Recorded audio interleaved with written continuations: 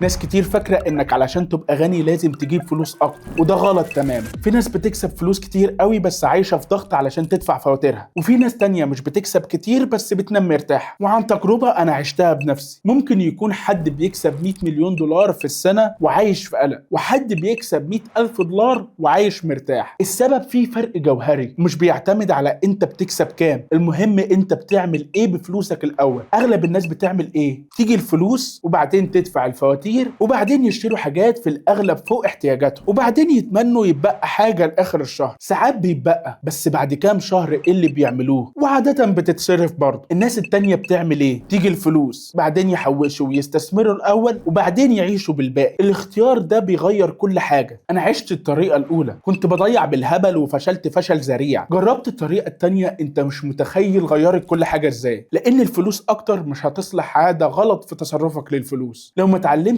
ازاي تتحكم في فلوسك، الفلوس الاكتر مش راحه، بالعكس فلوس اكتر بتساوي حل مشاكل اكتر. فلازم تهيئ نفسك الاول.